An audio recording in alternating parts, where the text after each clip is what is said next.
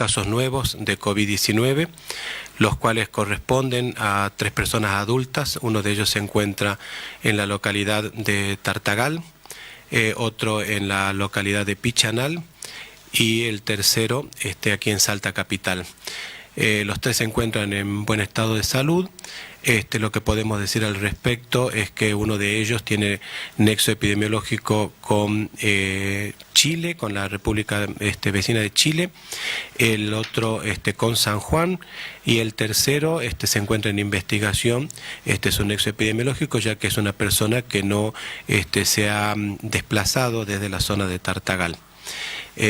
Podemos decir que a la fecha en la provincia se reportaron un total de 36 casos de COVID positivos confirmados, de los cuales 24 corresponden a personas residentes en la provincia de Salta, y de ellos ya 18 se encuentran recuperados, o sea, con un criterio de alta de laboratorio con 2 PCRs negativas.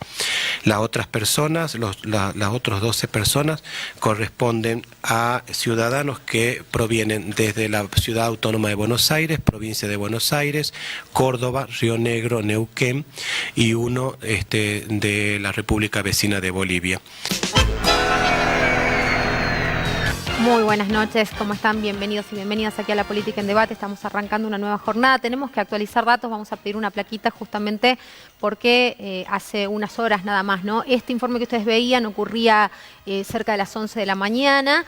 Eran los datos semanales que nos daban, obviamente desde el Ministerio de Salud, ¿no? Y ahora se confirma un nuevo caso de coronavirus en Tartagal. Quizás a partir de aquí se puede establecer el nexo epidemiológico, como dicen ellos. Surge con una persona que trabaja en un supermercado. Bueno, ya se han tomado las medidas necesarias, pero queríamos también darles este dato porque uno de los temas va a estar basado en esto, ¿no? ¿Cómo seguimos? ¿Cómo se sigue aquí en la provincia? ¿Qué va a pasar con el tema de educación también, que esta semana estuvo en el eje y en el escenario, ¿no? de la tormenta, básicamente porque los docentes no aceptaron una resolución que de hecho siguen cuestionando, y ya te vamos a estar contando cuáles son esos puntos específicamente. Vamos a empezar a presentar a nuestros invitados del día de hoy, al doctor Mario Seidenberg. Ustedes ya lo conocen, nos ha acompañado en muchas oportunidades. Él es epidemiólogo, es pediatra y bueno, conoce específicamente acerca de este tema. ¿Cómo está, doctor? ¿Qué tal? ¿Qué tal, Mabel? ¿Cómo está? Gracias por venir, gracias por acompañarnos, por la predisposición como siempre. Está el profesor Ángel Tolaba también con nosotros justamente para ayudarnos a evaluar, ¿no? Cuáles van a ser las medidas, qué es lo que se necesitan efectivamente para que el 29 de julio, si la situación epidemiológica no cambia, efectivamente puedan empezar a reincorporarse a las actividades en su lugar de trabajo los docentes y personal administrativo. ¿Cómo está, Ángel? ¿Qué tal? Hola, gracias por la invitación. Gracias a usted por venir. Bueno, ¿qué es lo que está pasando, doctor? Porque, por ejemplo, en este caso que mencionábamos, el primero de Tartagal, decían todavía no se puede detectar quién es el paciente cero, ¿no? Sí. Y obviamente eso ha puesto en alarma. Se habla de un profesional de la salud justamente, se hablaba de por lo menos 100 personas con las que tuvo contacto y obviamente eso empieza a alertar también a las autoridades. Claro, sí, en verdad es un tema complejo, la localización, la detección, hacer el monitoreo estrecho de los contactos reales y potenciales que pudieron haber estado en contacto con esta persona. Siempre ha sido, y la experiencia en otros países ha sido bastante compleja y laboriosa, y no tengo duda que el equipo de salud que está trabajando allá en Tartagal lo está haciendo a conciencia y extremando los recaudos para tratar de detectar hacer el rastreo adecuado de los pacientes, de los contactos. Pero siempre ha sido muy laborioso, muy difícil. ¿Por qué es tan importante esto, no? Esto de decir, a ver, ¿quién ha sido el paciente cero? ¿Por qué este médico, que como decíamos era el primer caso que por lo menos se detecta, ahora están especulando con que quizás la conexión venga a partir de este supermercado, ¿no? ¿Por qué es tan trascendente, digamos, saber dónde se focaliza ese primer contagio o la persona que introduce, ¿no?, el virus en Tartagal? Sí, es que nunca se tiene exactamente en claro cuál ha sido el primer contacto y por qué la importancia tiene que ver con las características epidemiológicas de este virus. La transmisión asintomática o presintomática de los pacientes hace que de la posibilidad estrecha, la gran transmisibilidad del virus y la posibilidad que estemos en presencia de contactos que no sepan que están infectados y a su vez es como una cadena inmediata. La posibilidad también potencial de que ese contacto que no sabe que está infectado esté en contacto a su vez con su familia, con sus vecinos, con sus compañeros de trabajo, lo que potencia en forma extrema la posibilidad de la transmisión multiplicada. Por eso hoy en día están hablando en algunos sitios, como en Capital Federal, de transmisión exponencial, de que la curva claro, es otra realidad, pero potencialmente puede cualquier comunidad que esté en riesgo, como está en nuestro caso, es posible que puedan darse situaciones. Por eso se deben extremar los recaudos en la detección y el seguimiento de los contactos. Por eso es tan importante y tan vital, ¿no?, tener ese dato. Exacto. En algún momento se hablaba de la posible transmisión comunitaria, después del Ministerio de Salud dijeron que en realidad era muy prematuro, muy apresurado, ¿no?, mencionar esto, pero de allí también la trascendencia de esta primera búsqueda, esta aproximación para poder aislar a todas las personas que puedan haber estado en contacto con alguna persona asintomática que tenga el virus. Exactamente. Bueno, esto pasa. No hay pruebas evidentes de que haya transmisión comunitaria, pero estamos en el riesgo potencial de que en cualquier momento de continuar el hallazgo y el seguimiento y la detección de pacientes de contactos potenciales, esto lleva a la posibilidad concreta de... Bueno, así es, no es por un pase, no es por arte de magia. Así es que comienza la transmisión comunitaria en este tipo de contacto, en el supermercado, que pudo haber sido, y la transmisión es casi inmediata. El contacto de algunos minutos de alguien que está haciendo alguna compra, eligiendo algún producto, alguna cosa, el contacto, esto hace que inmediatamente ese paciente, esa persona, pueda adquirir el virus. O sea que sin alarmar a la población, Sí. lo más importante es seguir utilizando el método de tratar de quedarnos en casa, no exponernos si no tenemos necesidad, el que sale a trabajar que lo haga solamente en esas condiciones, salir a trabajar y volver. Exacto. Es absolutamente. Es que todo en salud pública, el tema de la prevención, esto me recuerda al tema del dengue, cuando hablamos de la prevención, del tema del agua, de las fuentes de agua y demás. De alguna manera el tema del distanciamiento social, el uso de la máscara, nos debiera obligar, además teniendo en cuenta el concreto significado del riesgo que implica adquirir la infección para nosotros, para nuestra familia, para los mayores que viven en nuestra casa, están en contacto con nosotros. Este virus ha demostrado, al principio podíamos decir o decíamos que tenía una patología, una gravedad similar a la gripe, pero hoy sabemos claramente que supera por lejos la mortalidad y la letalidad de la gripe. Entonces, esto de usar las máscaras, el lavado frecuente con agua y jabón de las manos y el tema del distanciamiento social debe formar parte en esta época de una actitud de vida para nosotros, nuestras familias, para nuestros vecinos, para toda la comunidad. Tenemos que tener presente esto, ¿no? Y justamente una de las personas detectadas en Tartagal está en una situación más crítica, ¿no? Atendido en terapia intensiva. Es el primer caso que reviste alguna suerte de gravedad de nuestra provincia. Exactamente, sí. A través de los medios uno se entera que hay un colega que está con un cuadro delicado, diría, aparentemente es una neumonía. Por suerte no fue incorporado a la terapia con respiradores y demás, pero de cualquier forma, por las características que tiene esta enfermedad, es de extremo cuidado y bueno, esto nos advierte a nosotros, nos advierte acerca de la necesidad de que nos cuidemos, de que esa conducta, yo sé que después de todo este tiempo la gente puede estar cansada, saturada de esta situación, pero la realidad es esta, que si nosotros le damos pie al virus para que se multiplique, lo va a hacer.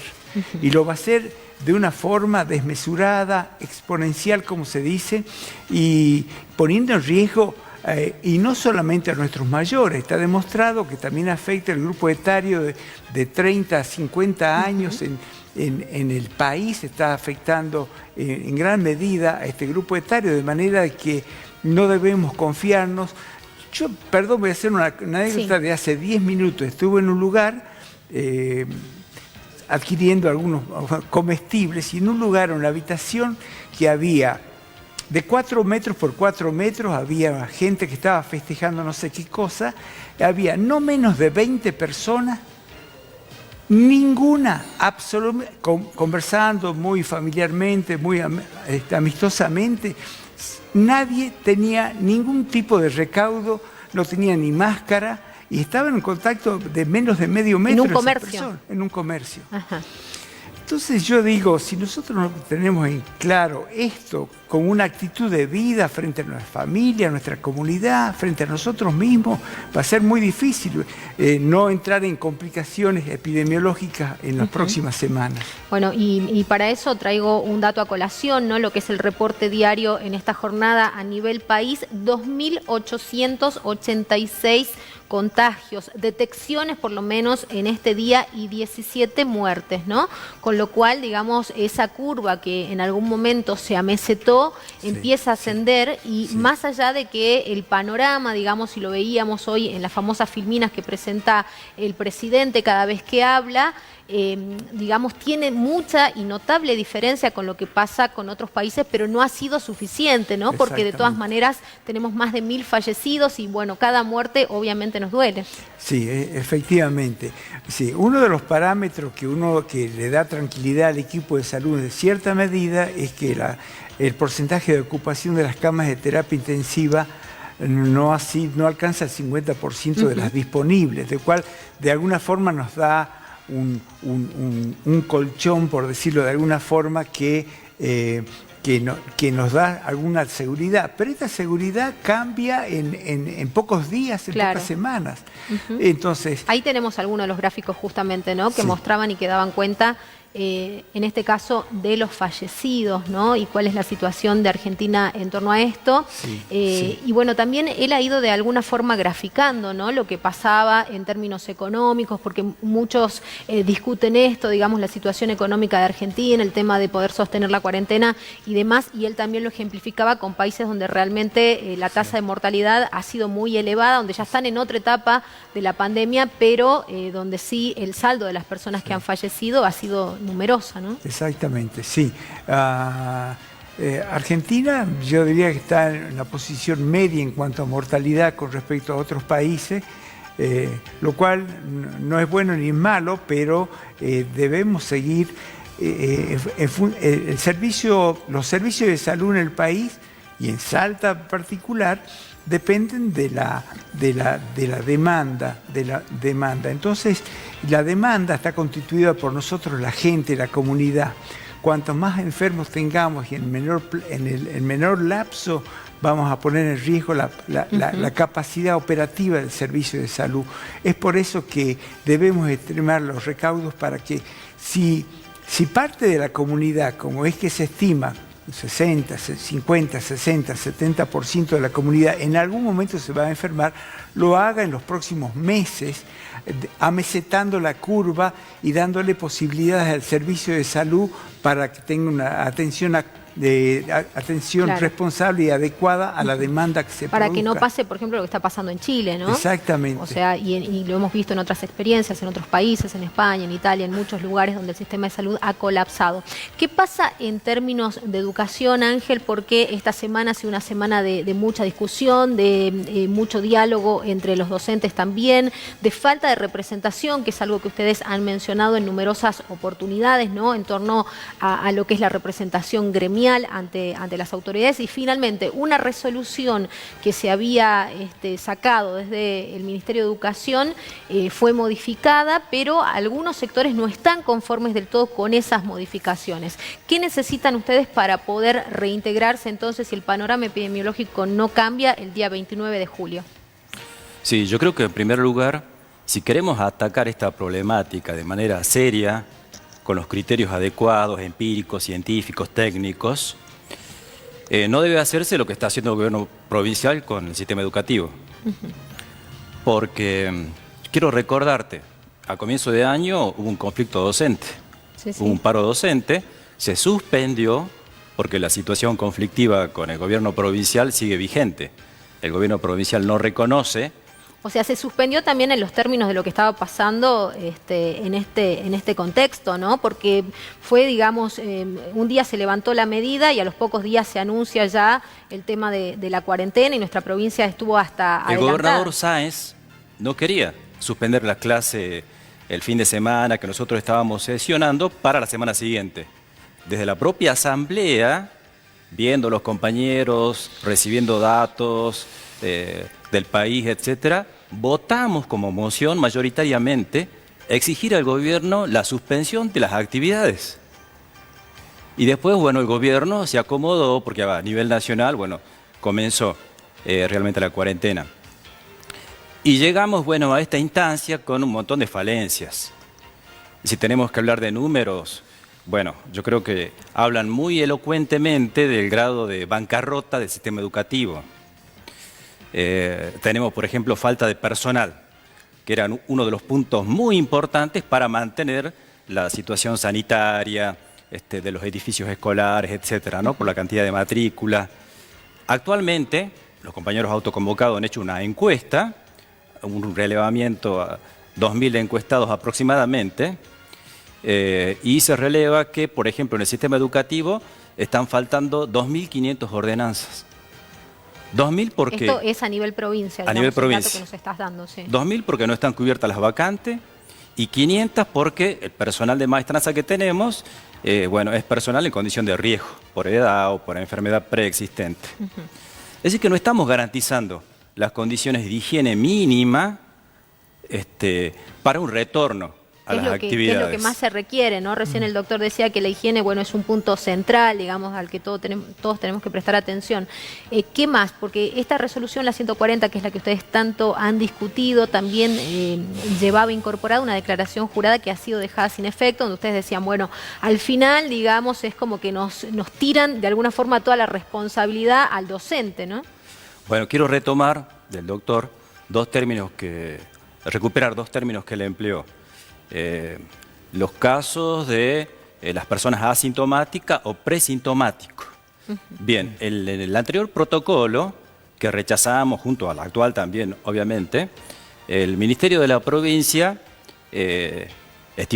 agregó como uno de sus capítulos la exigencia de una declaración jurada para el personal, docentes, directivos, etcétera, que nosotros mismos volcáramos ahí nuestra declaración de que no teníamos síntomas de COVID. Y que no habían tenido contacto tampoco con personas que puedan estar contagiadas. Así es. Pero está la otra situación. Podríamos ser, y no saberlo, portadores del virus, presintomático, asintomático, y de todas maneras, bueno, contagiar o transmitírselo a otras personas.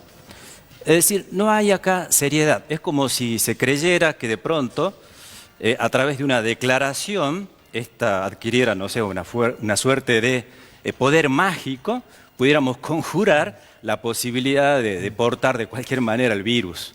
Bueno, esos no son criterios claros para llevar adelante medidas para preparar un retorno eventual a las actividades escolares. No es la primera vez, ¿no?, que el gobierno provincial insiste con estos criterios poco empíricos y poco científicos para tratar. La provincia de Salta es muy afortunada, eso hay que decirlo, en comparación con otras provincias. Después seguramente cuando pase todo esto se podrá determinar mejor cuáles son los factores causales, porque es muy fácil decir, debido a que llevamos adelante una política efectiva, esto, lo otro. ¿Ponés de alguna manera en duda, Ángel, que las políticas a posteriori, que se han adecuado... seguramente sabremos mejor muy bien todo esto. Pero claro, no es el criterio. ¿Qué hizo el Ministerio de Educación? Sacó de la resolución 140, que era la que incluía esta exigencia de protocolo, responsabilizando civil y penalmente al docente, cuando es el Estado el que tiene que hacerse cargo, es el responsable de mantener las condiciones adecuadas para un retorno. sacó la resolución 145, avalada también por los sindicatos, porque en todo esto el gobierno provincial, el ministerio y los sindicatos, bueno, cierran filas en una posición única. A nosotros no nos parece nada serio. Sacaron la exigencia de la declaración jurada, pero todavía... la cobertura por ART también. Así es, bueno, hay que ver si realmente la aplican, pero no están dadas las condiciones. Como te digo, tenemos falta de personal para mantener las condiciones sanitarias en los establecimientos. Hay, también, ¿qué va a pasar con los docentes? Porque según el relevamiento y estas encuestas que se hicieron, el 38% de los docentes del universo, porque la muestra es bastante representativa porque se hizo en diferentes puntos de la provincia, manifiesta tener enfermedades preexistentes. Es decir, que en caso de un eventual retorno, ahí ya tenemos que empezar a cubrir suplencias de docentes. No nos están designando personal de maestranza, dudamos que vaya a suceder el reemplazo de estos docentes. ¿Cómo se hace para mantener la limpieza? Sí, a ver, ¿qué condiciones de bioseguridad tiene que tener un establecimiento educativo para que ustedes puedan regresar? Y en eso creo que el doctor nos podría asesorar un poquito, ¿no? ¿Qué se necesitaría mínimamente? Además, como decía el profesor, de que haya más personal, obviamente que esté dotado de los recursos por lo menos básicos, como para que la higiene se mantenga, el tema del uso de la lavandina, el alcohol en gel y demás. Leía o escuchaba algunos audios donde decían, bueno, con un trapo de piso a la entrada del establecimiento escolar nos quieren convencer de que ya están dadas las condiciones para el retorno. No solo eso, quiero cerrarte nada más. Todos estos años, los insumos para la limpieza lo ha venido costeando el papá, a través del pago de la cooperadora de sus chicos que asisten a los diferentes niveles. Porque el Ministerio de Educación no envía, o cuando envía, te envía 2 bidones para todo el año. Y los directivos, bueno, tienen que hacer este esfuerzo de tratar de... Debería exigirse, por supuesto, ¿no? Otra gran falencia histórica que hay que revertir. Pero no se da abasto. Esto no es una solución. Yo creo que es la gran oportunidad para que la comunidad docente, los papás en particular, porque esto lo tenemos que pensar desde la responsabilidad. Los involucrados, los afectados, los tenemos que poner en este lugar y decir, bueno, esta es la gran oportunidad para que se revierta esa falencia histórica que han sido las condiciones sanitarias, edilicia, falta de designación de personal, aulas pequeñas, por ejemplo, retornar a las actividades con condiciones de hacinamiento tampoco corresponden. Yo creo que es la gran oportunidad, sería bueno hacer una exhortación a toda la comunidad educativa para exigir al gobierno que de una buena vez, esto también pasará en la salita, me imagino, donde faltan insumos, medicamentos, jeringa, gasa, etcétera, porque de alguna manera es una confesión de parte.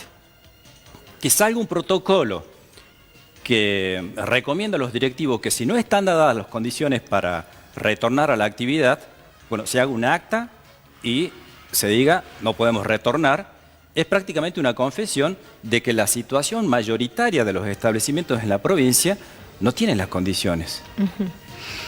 ¿Qué pasa, doctor, en este caso? ¿Qué cosas habría que tener en cuenta para que sea serio, digamos, y efectivamente puedan empezar gradualmente las actividades? En función de las necesidades epidemiológicas y del distanciamiento social que urge en el momento, el espacio físico es fundamental.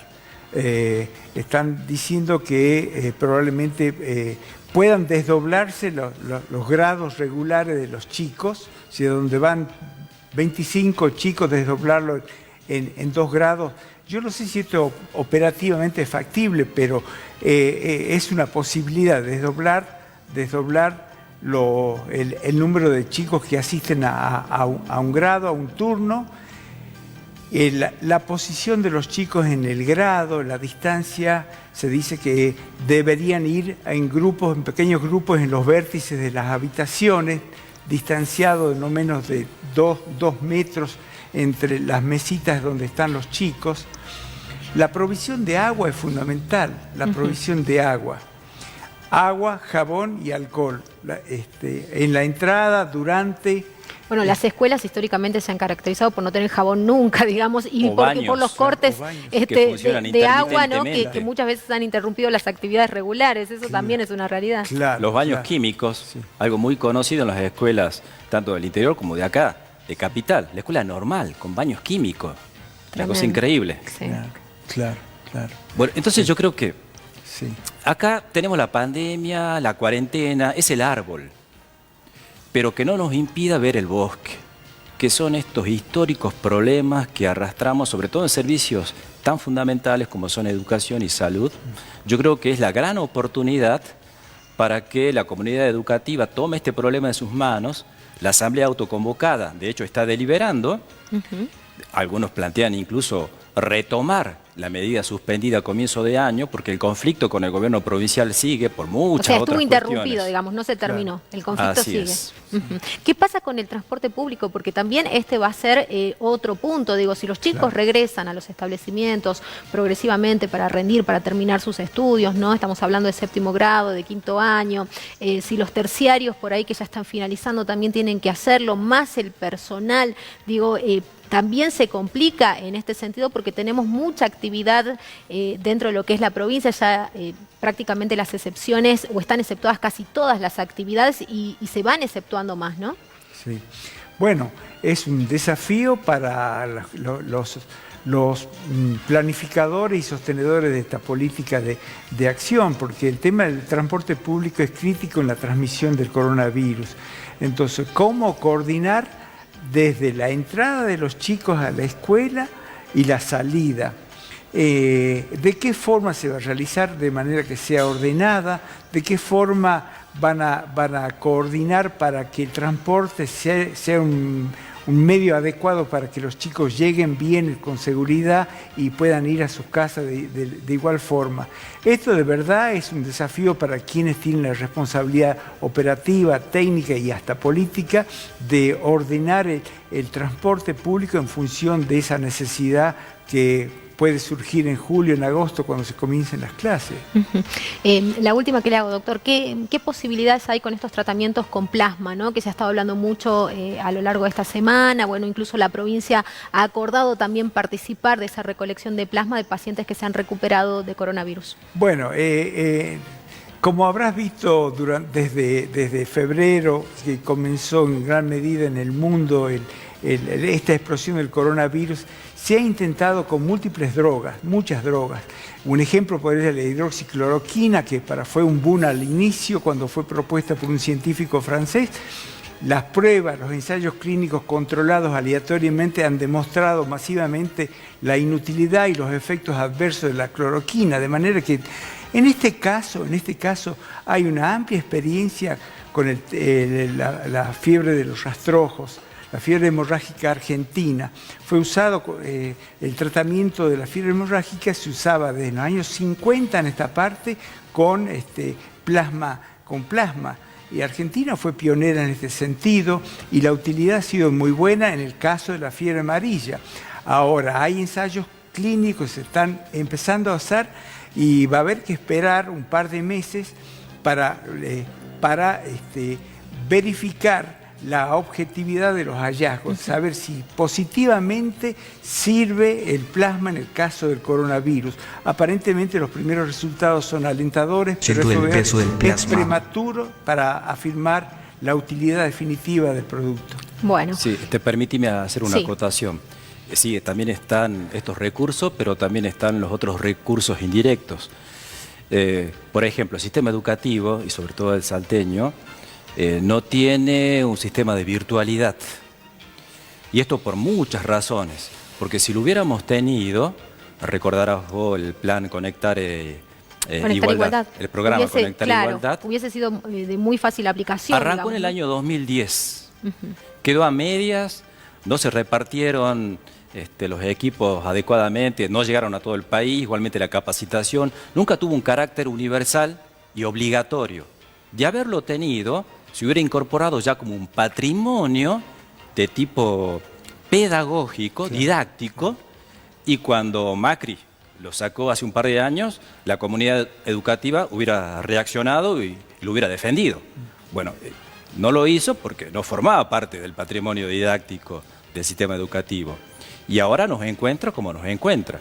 Porque si estuviera incorporado esto como recurso en el sistema estatal, no tenemos por qué exponer a la comunidad educativa a estos retornos con estos protocolos precarios. Claro, bueno, y muchas otras cuestiones, ¿no? El acceso a Internet, el tema de tener bueno, el acceso a la tecnología, digo, hay como mucha precariedad todavía, lamentablemente, en los hogares de nuestra provincia. Muchísimas gracias a ambos, gracias por acompañarnos, como siempre, muy productivo poder hablar con ambos, ¿no? Nosotros nos vamos a la pausa, quédate ahí, ya volvemos.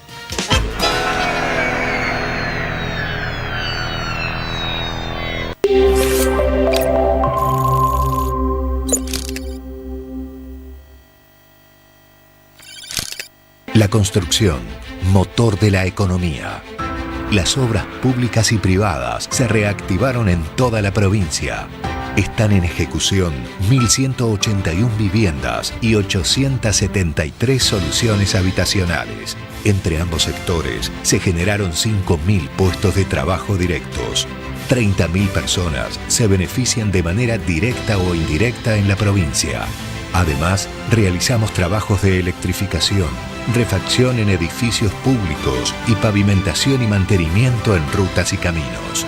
Lo hacemos por vos, para que vivas mejor y tengas más oportunidades. Gobierno de Salta. Gobierno presente.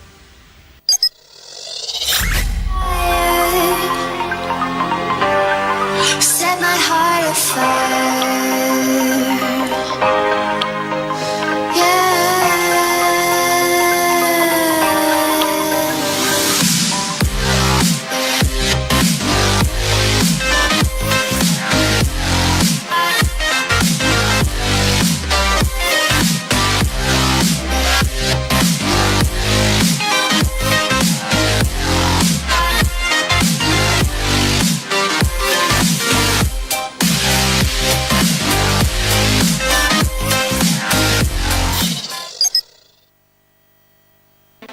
La construcción, motor de la economía. Las obras públicas y privadas se reactivaron en toda la provincia. Con la colaboración del Ejército Argentino y empresas privadas, más los recursos provinciales, estamos construyendo pozos de agua en Salvador Massa, Rosario del Lerma, General Mosconi, Gaona, El Quebrachal, Santa Victoria Este, Paraje La Golondrina, Morillo y Tartagal. Además, iniciaremos la perforación de 12 nuevos pozos de agua en los departamentos declarados en emergencia sociosanitaria. Lo hacemos por vos, para que vivas mejor y tengas más oportunidades. Gobierno de Salta. Gobierno presente.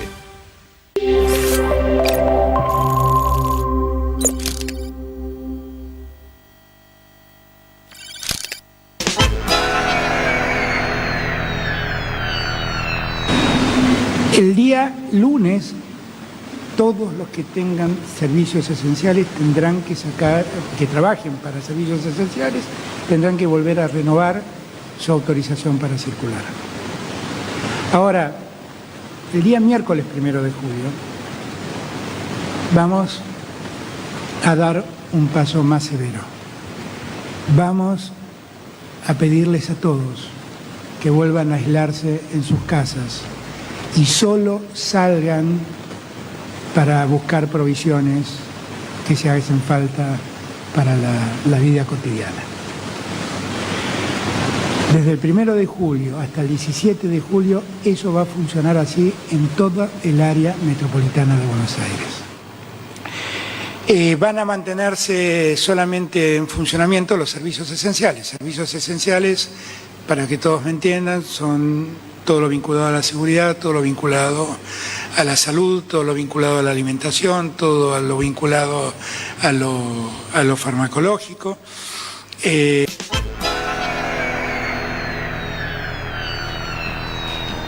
Continuamos acompañándote en esta noche. Bueno, segunda parte del programa del día de hoy. Escuchamos lo que hablaba, ¿no? Lo que anunciaba justamente el presidente de la Nación, Alberto Fernández, para un sector de nuestro país donde la situación es mucho más compleja y donde también se pretende asistir económicamente. ¿Y por qué tomábamos en cuenta también esto? Porque hay dos realidades, ¿no? El tema del acompañamiento que está haciendo el Estado con muchos sectores y que lo viene haciendo especialmente y reforzando esto desde que empezó la pandemia y desde que hemos tenido el primer caso acá en Argentina, y también porque lamentablemente ya había una situación de endeudamiento, ¿no? De muchísimas familias que se ha agravado con estas circunstancias. Por eso estamos aquí con Susana Aramayo, ella es titular del UDAI Norte, le damos la bienvenida. Muchísimas gracias, Susana, por acompañarnos en esta jornada. Y está Julieta Casasola, abogada, que nos va a estar hablando también acerca de este tema, ¿no? ¿Qué es lo que están viviendo las familias justamente con estas deudas tan grandes que han contraído y que muchas veces se les hace imposible sostener o pagar? Muchas gracias, Julieta, también por acompañarnos. Hola, buenas noches, querida audiencia, buenas noches. Gracias por tu invitación, muy amable de poder comunicarnos con la sociedad, ¿no? Susana, ¿cómo están trabajando? Porque obviamente, como muchas de las áreas de la administración pública, ANSES también ha visto limitado, ¿no?, su accionar. Hay turnos que deben reprogramarse, hay gente que necesita incluso iniciar nuevos trámites. ¿Cómo han decidido hacerlo para que nuestra audiencia también se vaya enterando? Porque cuando fue el pico, digamos, el momento más agudo del aislamiento obligatorio, ¿no? Muchas veces las consultas se canalizaban a través de este programa y tratábamos de empezar a dar algunas respuestas, especialmente en torno al IFE y alguna otra ayuda social. Bueno, nosotros la verdad que asumimos en un contexto de pandemia, porque yo estoy a partir del 1 de junio prestando servicios a cargo de como gerenta de la UDAI Norte. Y la verdad que para nosotros ha sido un trabajo arduo, difícil, porque poder compaginar toda esta gente que esperaba de nuestra atención, casi después de 3 meses que estuvo cerrado el ANSES, la verdad que fue muy difícil, y poder elegir, limpiar todos los listados, todos los turnos que venían reprogramándose automáticamente por la máquina, nos dimos con la realidad que había 900 turnos diarios, que todos los días el listado se renovaba con 900 personas.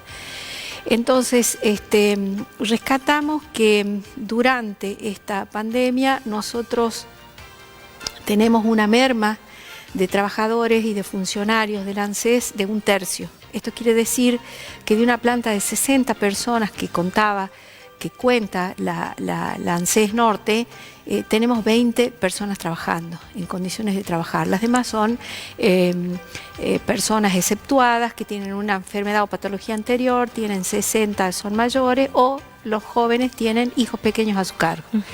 Así que... ¿Y cuánto era el personal, perdón, Susana? 60 personas. 60 es nuestra planta consolidada. O sea que está reducida notablemente. Claro, tenemos 1/3 de personas, ¿no?, trabajando con nosotros. Entonces, debo rescatar en esto una herramienta indispensable como es las consultas virtuales o la tramitación virtual de prestaciones que pueda hacer la gente. Ingresando en la página de ANSES puede rectificar datos, puede hacer pedidos, puede hasta iniciar una jubilación ordinaria, una pensión, una solicitud de desempleo, una AUH, un prenatal, casi todas las prestaciones. Así que nosotros pedimos que accedan a esta tecnología las personas que requieren de nuestro ANSES, que accedan a esta tecnología, porque la página está andando más o menos bien, relativamente bien, teniendo presente que son 60.000 trámites que ingresan por la página virtual todos los días en todo el país. Esta atención virtual y resolver problemas de 60.000 personas, bueno, hace que nos alivie grandemente el requerimiento presencial de la gente. Así que con esta planta diezmada que tenemos, bueno, tratamos de canalizar por esta vía las prestaciones que nos solicitan. ¿Qué pasa con el 130, ¿no? Con este servicio que para muchos ha sido muy útil, sobre todo hace ratito hablábamos de que no todo el mundo accede a las nuevas tecnologías, no todo el mundo tiene un celular con el que pueda hacer determinadas cuestiones, entonces hay gente a la que se le hace muy complejo y bueno, utiliza esta modalidad telefónica. Bueno, el 130 nosotros chocamos con un inconveniente, que el 130 no es un servicio que presta el ANSES de manera directa, porque cuando vos hablas al 130 no te contesta un técnico, no te contesta un operador, te contesta atento, porque es una de las tantas cosas mal hechas que heredamos, que fruto de la privatización, este número 130 está privatizado, te contesta una compañía que se llama Atento, con las chicas que son muy amables, pero que lo único que responden es diríjase a la UDAI más cercana a su domicilio. Y entonces eso no nos sirve. Por el momento, estas consultas 130 no pueden dar ninguna respuesta positiva ni ninguna solución a los problemas. Sí la página, porque está habilitada desde las 0 horas hasta todo el día, hasta las 20 horas del día siguiente, para realizar trámites, ¿no? Entonces, la página es más segura, van a encontrar algunas soluciones más que el 130. Bueno, para tener presente obviamente esto. ¿Qué ha pasado con el tema del IFE? Porque en algún momento se mencionaba un número más acotado de este beneficio que después terminó, bueno, resultando necesaria por más familias, ¿no? Y por más personas en nuestro país. Bueno, no nos olvidemos que el IFE le da respuesta a 9 millones de personas. Si bien es cierto que durante la etapa 1 hemos tenido problemas en cuanto a la carga de datos, porque no estaban actualizados algunos datos, figuraban distintos domicilios, figuraban cuentas con CBU antiguos o inactivos, o algunos datos como por ejemplo de convivencia que no estaban actualizados. Se ha podido hacer, digamos, una rectificación de estos datos, aceptar una rectificación de estos datos como para poder acceder al cobro. También que en esta segunda etapa opera la bancarización. Ya no tenemos más gente que cobre por el correo o gente con DNI cobrando, no, sino a todos se les va a abrir una cuenta, ya se les ha abierto para esta segunda etapa, una cuenta en un banco, y el CBU le va a estar llegando, digamos, va a cobrar con un cajero presencial, después que se depositen todos los montos que correspondan a esta segunda etapa. Luego ya va a quedar registrada esta cuenta y va a poder acordar con el banco la entrega de una tarjeta para futuros beneficios, ya está bancarizada la persona. ¿Qué va a pasar con este tema, ¿no? Algunos me consultaban si va a haber finalmente, o si se estudia, o si el gobierno trabaja en esto, en un ingreso ciudadano universal, y si el IFE de alguna manera llegó para quedarse, porque también parte de los anuncios que escuchábamos en esta jornada del presidente tenía que ver con prolongar el IFE en aquellos sectores o en aquellos lugares donde la actividad está paralizada, ¿no? Sí, es una inquietud de nuestra directora ejecutiva, Fernanda Raberta, que está estudiando la tercera etapa del IFE y está en estudio también un ingreso básico universal. Pero todavía no tenemos definiciones al respecto, digamos, concretamente definiciones, no todavía, pero está en una etapa de estudio. También queríamos decir que todos los demás beneficios,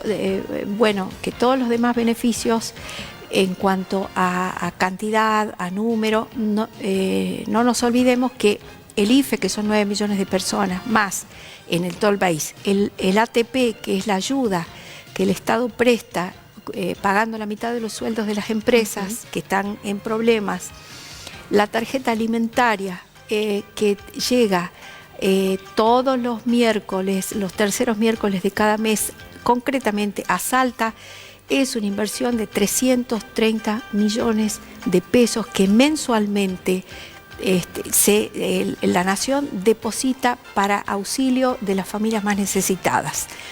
También, o sea que esta redistribución del ingreso a través de esta gran herramienta que es el ANSES no ha parado. Se hace desde el primer día prácticamente de la asunción en este contexto de pandemia. Y bueno, y es la respuesta del Estado Nacional para todas las personas más vulneradas.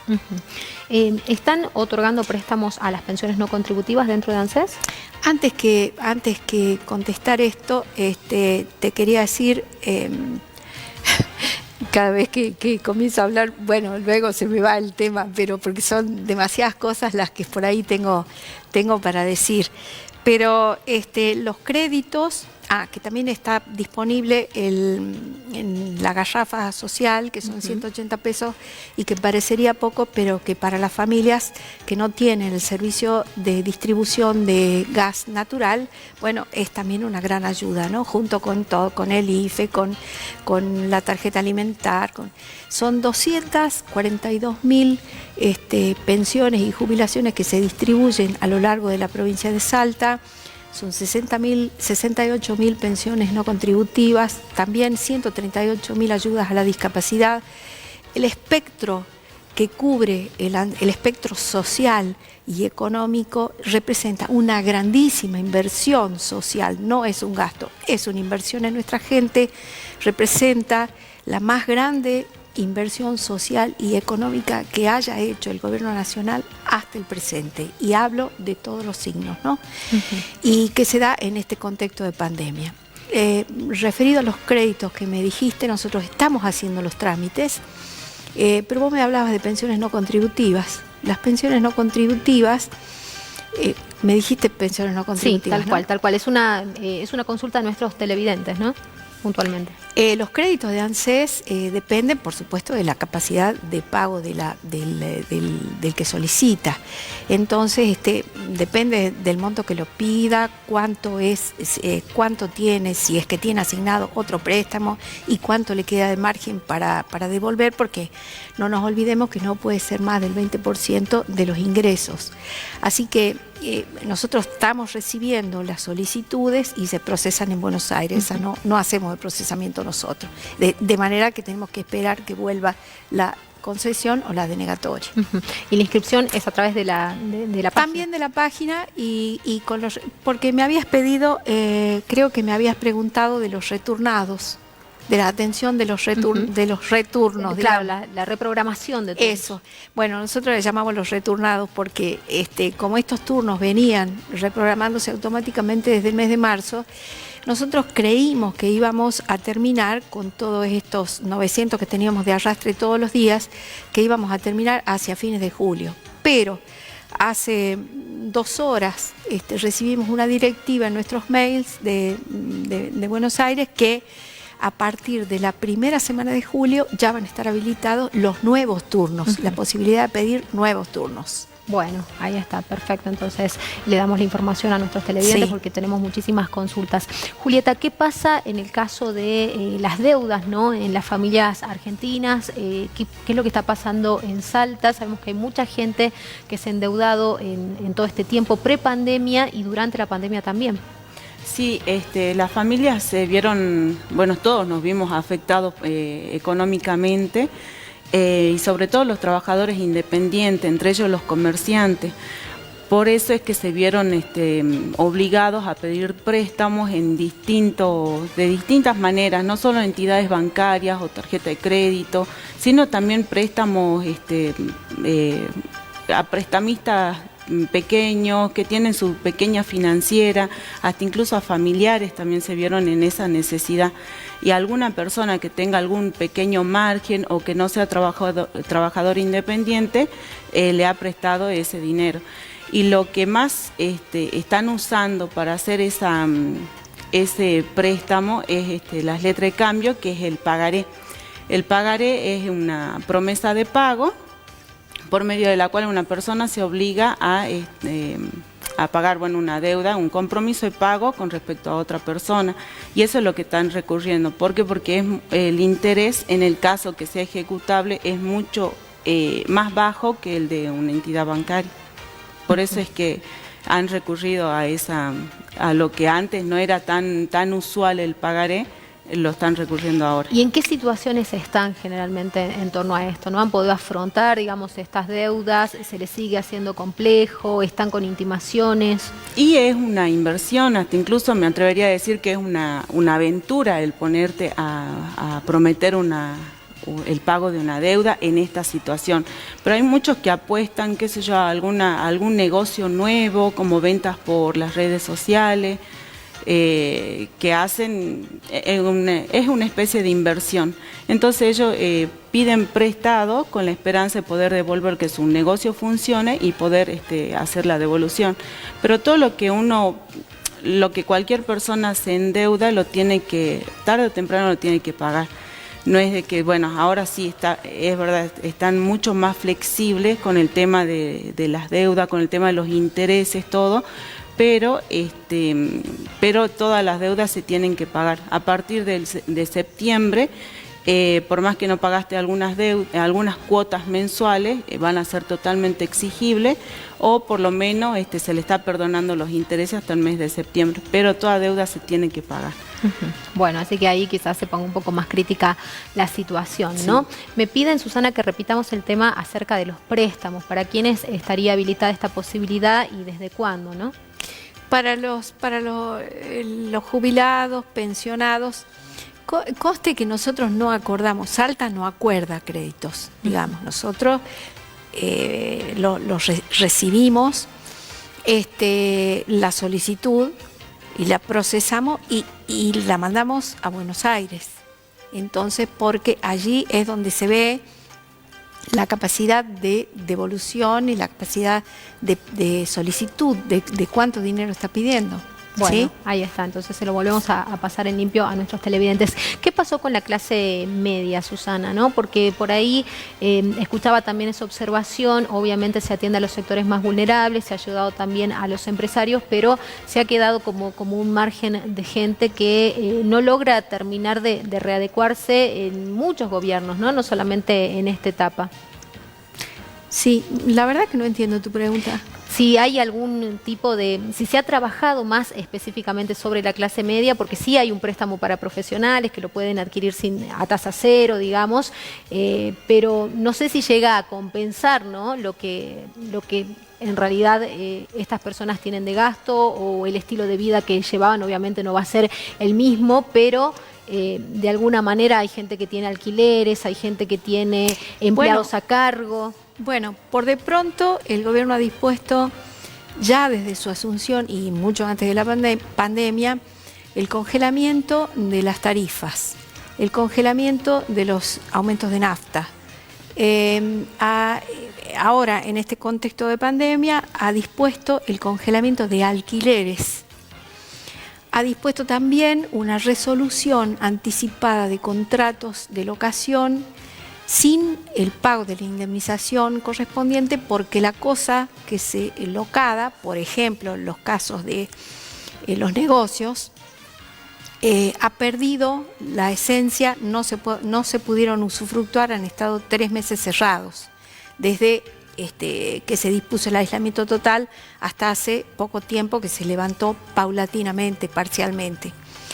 Entonces, estos son medidas. Después las ATP, que son las ayudas con la mitad de los salarios, el pago de la mitad de los salarios que afronta el gobierno, hasta un tope de 30.000 pesos para el caso de las pymes. Entonces, hay una serie de medidas como para que poder afrontar esta realidad.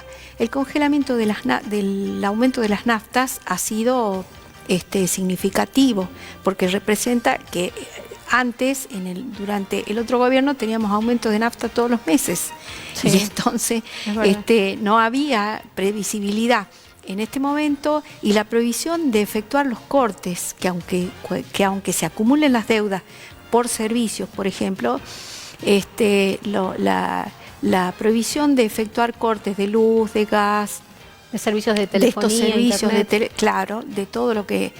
Y la previsión de aumentos, o sea, la previsión de incrementos, o en la medicina prepaga, o en las cuotas de los chicos, de los colegios, son medidas que son claramente para la clase media.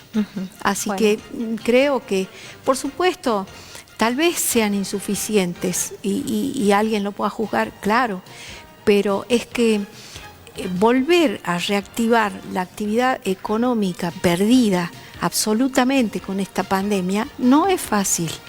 Entonces no hay recursos suficientes, no se genera porque no hay una buena recaudación impositiva, por ejemplo. Entonces, bueno, si disponemos el congelamiento, por ejemplo, de los aumentos para los supermercadistas en los productos, bueno, esa es una clarísima medida de donde tampoco se puede recaudar demasiado porque, bueno, ese IVA sobre los alimentos lo pagamos entre todos y que es cosa que el Estado no está recaudando, o sea, no entra en caja. Claro. Sí, es una situación bastante crítica, pero de todas maneras el presidente mostraba, ¿no?, que no ha sido tan abrupta la caída del Producto Bruto Interno en relación a lo que ha pasado en otros países donde se ha priorizado la economía por sobre la vida. Julieta, ¿le recomendás a la gente que tome crédito, que no lo tome, que lo haga solamente si la situación es extrema y efectivamente lo necesita? Sí, la recomendación que doy es que si se aventura en una cuestión de préstamos, que sea con la medida que menor interés le pueda implicar. Las entidades bancarias están mucho más arriba de cualquier entidad financiera pequeña, por eso, como te decía al principio, recurren a lo que es el pagaré. Y en caso que ya tengan deuda y no los pueden pagar, que hagan un plan de pago, que manifiesten la voluntad de pago, porque eso, por más que estamos en situación de pandemia, es más flexible, no, como decía la señora, no son tan exigibles las deudas, pero sí hay que manifestar la voluntad de pago porque después esas deudas se acumulan, no es de que se las perdonan definitivamente, se acumulan. Lo mismo también mencionaba el tema de los alquileres, si bien no está prohibido el cobro de los aumentos, pero ese aumento, si ya se firmó un contrato de alquiler, es totalmente exigible una vez terminada esta situación. Entonces, necesariamente tiene que manifestar la voluntad de pago, por lo menos que sean cuotas chicas, o manifestar de que por ahora no pueden pagarlo.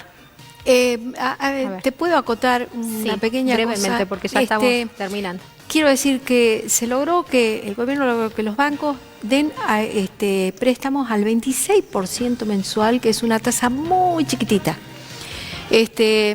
Y que con relación a los alquileres está congelado el aumento, el incremento de los alquileres y también la posibilidad de rescindir el contrato sin indemnización y sin pagar un solo peso. Bueno, eso también. Lo dejamos acá porque tengo que cerrar el programa el día de hoy. Muchísimas gracias por acompañarnos a ambas. Nosotros nos despedimos. Te agradecemos, por supuesto, que hayas estado del otro lado y te recordamos que la cita es el próximo viernes aquí a partir de las 21. Chau, chau.